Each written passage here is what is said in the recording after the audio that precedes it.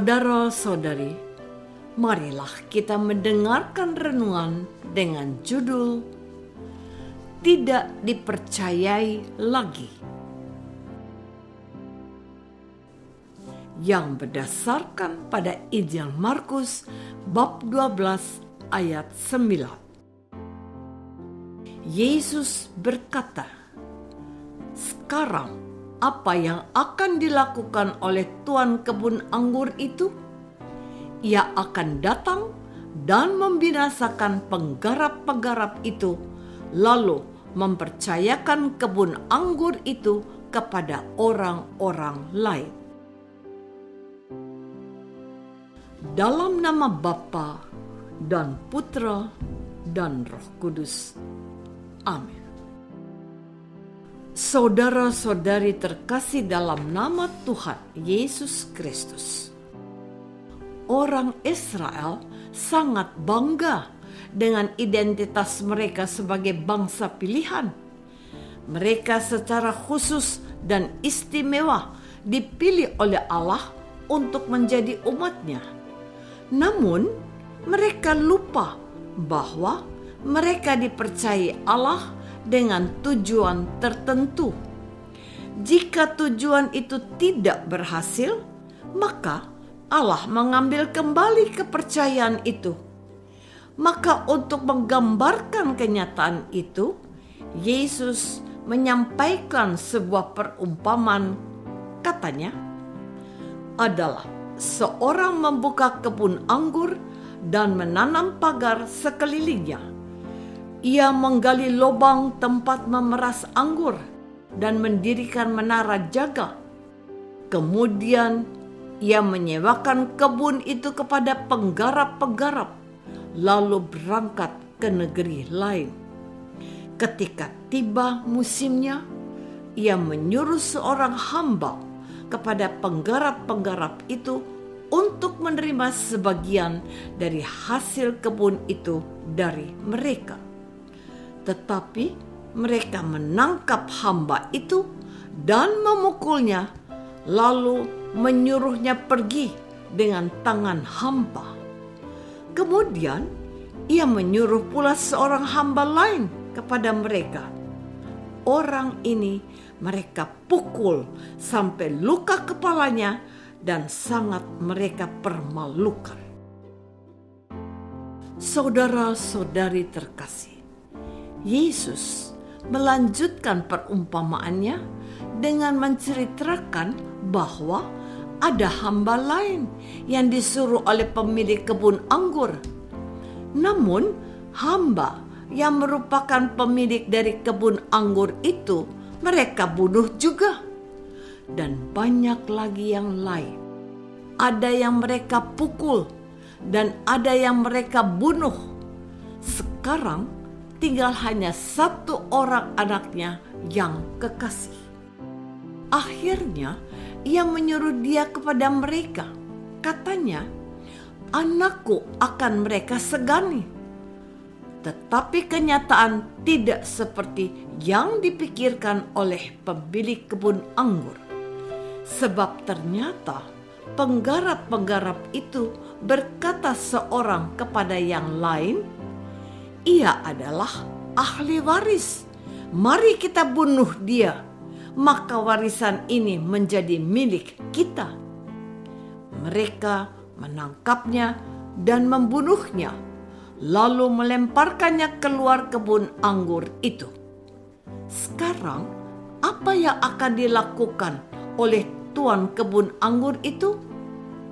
Jawab Yesus, "Ia akan datang dan membinasakan penggarap-penggarap itu, lalu mempercayakan kebun anggur itu kepada orang lain." Tidak pernahkah kamu membaca nas ini? Batu yang dibuang tukang-tukang bangunan telah menjadi batu penjuru.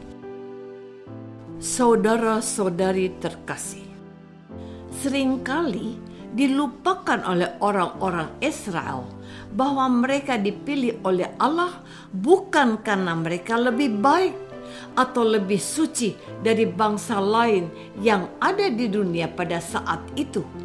Tetapi Allah memilih mereka karena kehendak Allah yang bebas. Allah bebas memilih dan menentukan bangsa mana yang menjadi umat pilihannya. Namun, satu hal yang tidak diketahui dan tidak disadari orang Israel adalah bahwa pilihan Allah itu merupakan sebuah kepercayaan yang perlu dijaga dan dipertanggungjawabkan di kemudian hari. Sayangnya, bangsa Israel merasa bahwa kepercayaan itu melekat pada diri mereka. Mereka berpikir bahwa Allah tidak mungkin mengambil kembali kepercayaan itu dari mereka. Akibatnya, tindakan bangsa Israel banyak menyimpang.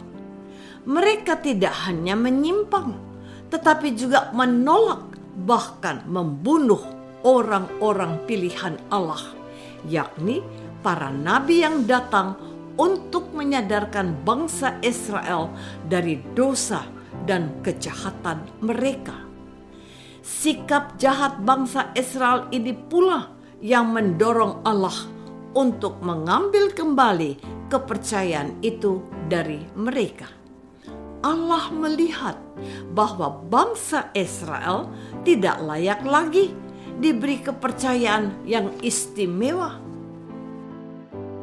Saudara-saudari terkasih, betapa sering kita umat Katolik dan Kristen menyalahgunakan kepercayaan yang diberikan oleh orang lain kepada kita. Contoh, ada orang yang diberi kepercayaan untuk menjadi bendahara. Dalam kenyataannya, ada bendahara yang memanfaatkan kepercayaan itu dengan mengambil uang yang dipercayakan kepadanya. Untuk menutupi kejahatannya, orang itu membuat laporan yang palsu. Selain itu, penyalahgunaan kepercayaan ini juga terjadi dalam hubungan kita dengan orang yang kita kasihi.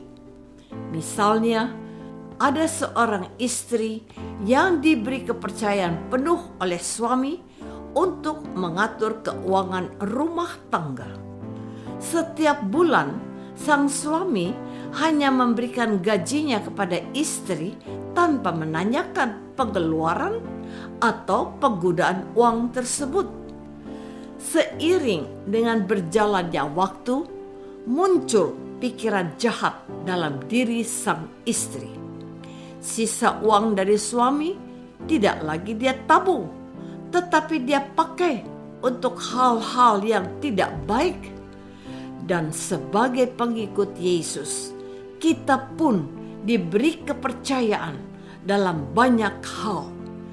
Namun, kalau kita tidak lagi hidup sesuai dengan kehendak dan rencana Tuhan, maka kepercayaan itu akan diambil kembali oleh Tuhan.